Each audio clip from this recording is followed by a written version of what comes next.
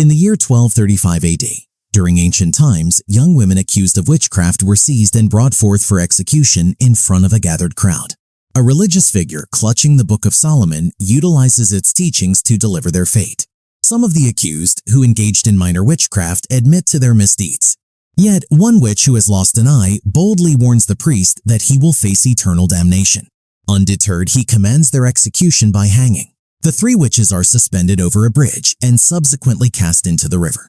As the soldiers prepare to depart, the priest insists that the Book of Solomon mandates their return for sacred rites to prevent their resurrection.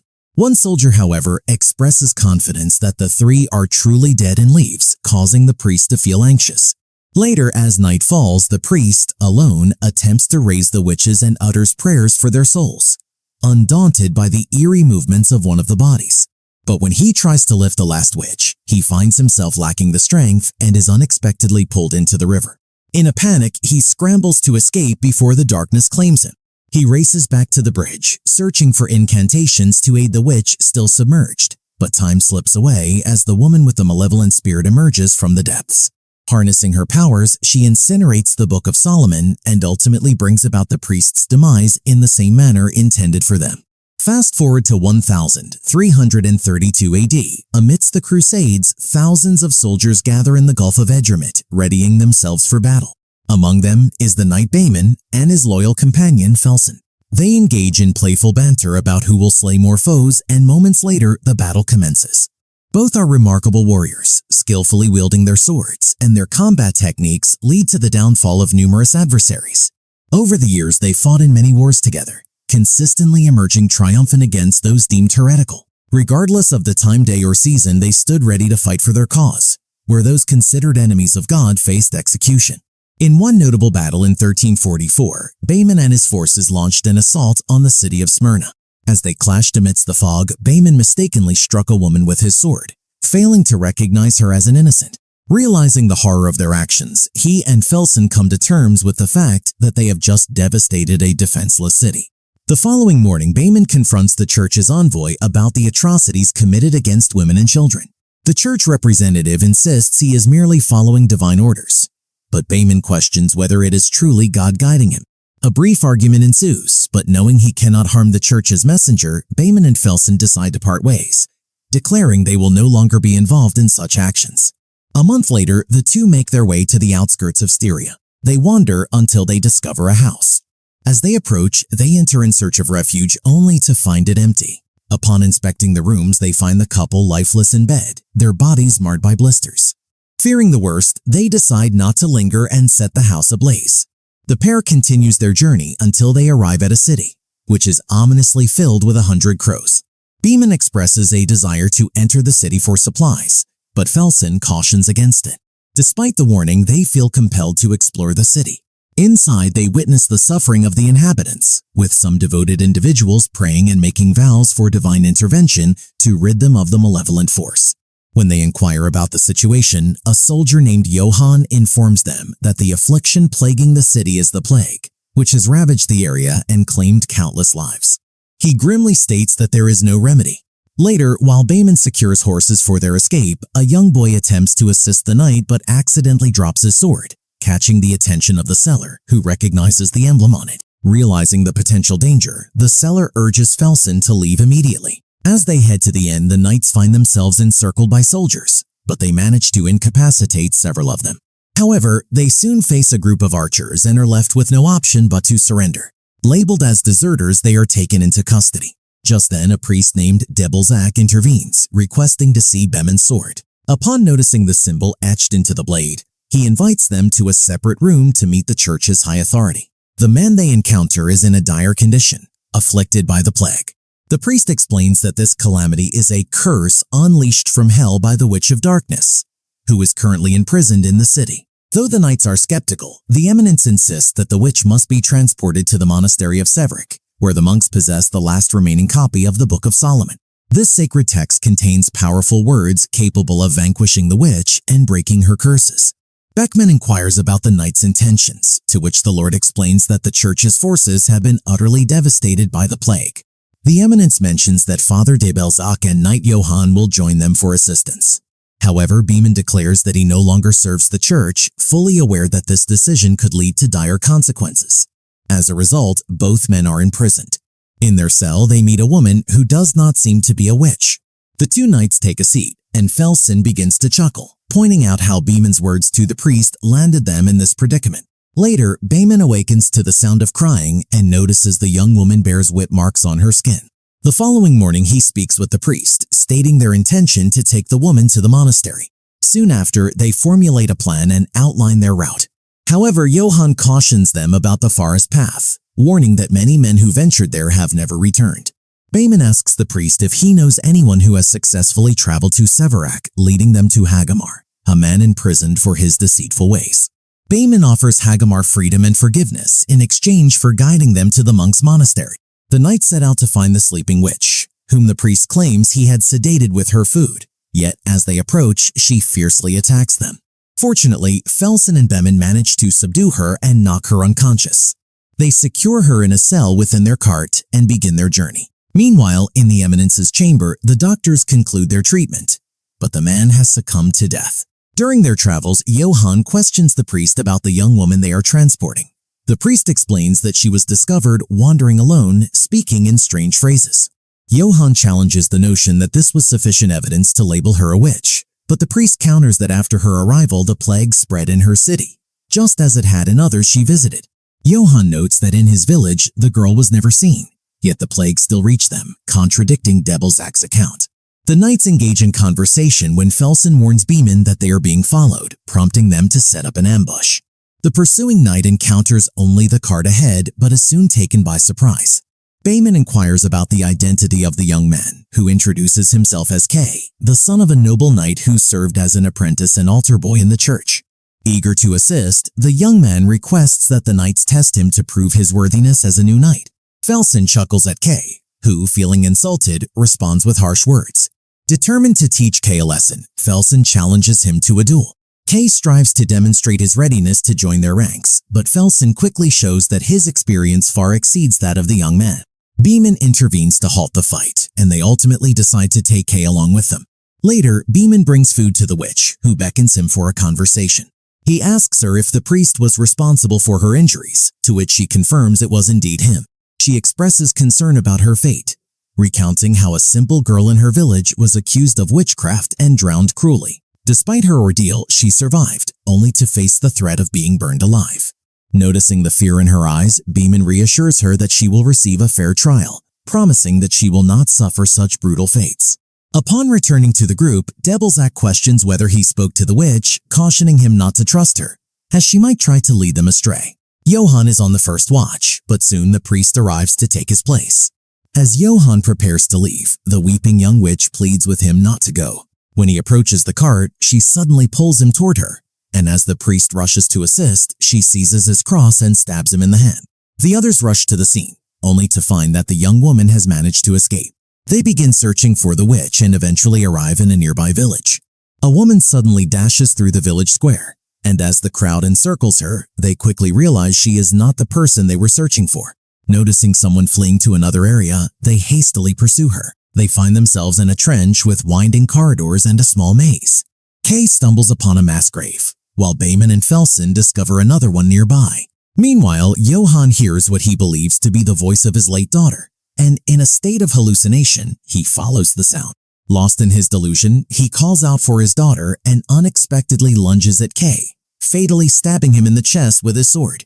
When the others arrive, Kay recounts the incident, explaining that the soldier no longer recognized him but kept mentioning a girl's name.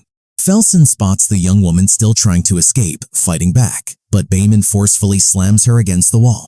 Terrified, the young witch begs them not to take her to the priest. The following morning, the knights and the priest conduct a farewell ceremony for Johann. Afterward, Debelzak warns Beeman that it was the witch who caused his companion's death and advises him to be cautious about what they say, as the witch can exploit their vulnerabilities. Beeman dismisses the priest's warning and walks away, while the witch smirks ironically at Debelzak. The group resumes their journey and eventually reaches the gorgeous bridge, which appears fragile and may collapse under their weight. With bravery, Beeman steps forward and successfully crosses, then urges the others to bring the horses over first. Next, they prepare to move the cart with the witch inside, but it nearly tips into the abyss during the crossing. Kay finds himself dangling, unable to grip the ropes, and ultimately lets go.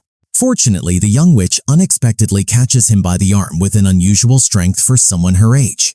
Shortly after, the group successfully maneuvers the cart to safety just before the bridge gives way completely.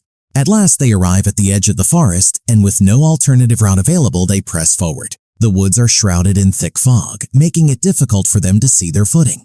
Beeman suggests they set up camp there until the fog clears. Later that night, Hagimar roams the darkness with a crossbow, determined to hunt down the witch, fearing further casualties. Beeman and Felsen try to stop him, but soon after, a chilling howl from the witch pierces the air, followed by the distant sounds of wolves and eerie noises. Realizing the wolves are closing in, Beeman commands the group to take down as many as they can.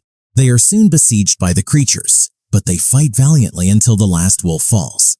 More howls echo through the night, prompting Beeman to call for a retreat. Tragically, while fleeing, Hagimar is thrown from his horse and quickly finds himself encircled by wolves that are anything but ordinary.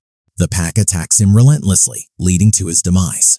The following morning, as they exit the forest, Beeman seizes the crossbow, intent on shooting the witch. But Devilsack intervenes. Ignoring the priest's objections, he pushes him aside. Felsen, however, halts him and points out that their fate is imminent.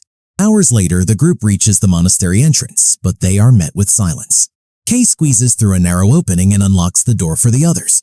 The priest guides them to the chapel, expecting to find the monks, only to discover that they have all succumbed to the plague. In despair, Devilsack kneels to implore God for mercy. Just then, Beeman interrupts him, revealing that one monk still lives and continues his prayer. The priest moves closer, and the monk gestures towards the sacred book before succumbing to death. Devilsack examines the book and informs the others that its pages contain centuries' worth of rituals, prayers, and spells designed to fight against evil forces. Beeman inquires whether the priest can recite the sacred incantations, and shortly after, we see him exiting the chapel, prepared to commence the trial. Meanwhile, the witch begins to speak, claiming that for thousands of years, the church has brutally slaughtered her people. Yet she expresses gratitude, noting that the church has caused more deaths than the plague itself. As the priest initiates the ritual, the witch inflicts a painful wound on his hand, causing him significant distress. Bauman attempts to intervene, but the witch utters words of war, leaving everyone in shock, as it is believed that a witch should not possess such knowledge. Realizing that the young woman is not truly a witch, Devilsack starts an exorcism ritual. This action disturbs the malevolent force within her, causing her to morph into a more fearsome entity. Harnessing her power, she ignites the cart and melts the metal, freeing herself in the process. The evil entity then turns its attention to the priest, while the knights struggle to confront the threat. The priest uses holy water to burn the demon and continues with the ritual, but the creature, sprouting wings, escapes to a darker section of the monastery. The group regroups to devise a strategy for their attack. Beeman urges young Kay to reconsider his path, but the young man remains resolute in his commitment to his oath, even if it may lead to his demise. Consequently, Beeman decides to knight him in honor. The four then set out to hunt for the demon, aware that it could have slipped away at any moment during their journey. Yet, for reasons unknown, it chose to remain within the monastery's confines. They reflect on the route they have taken, noting that the demon has slain those who sought to liberate or eliminate her. This situation leaves them in a state of fear, as they must now uncover the sinister plans of the malevolent entity. Beeman proceeds to illuminate the path with torches, examining the devastation the plague has inflicted upon the monks. Outside the monastery, shadowy figures take flight from a thick dark cloud, soaring above the temple. Unbeknownst to the group, a dark force infiltrates the body of one of the deceased monks, while the priest learns that his fellow monks were transcribing the Book of Solomon, aiming to disseminate the sacred weapon to empower everyone against evil. Ultimately, Beeman realizes that the demon covets the book, which is why it manipulated the young woman into posing as a witch.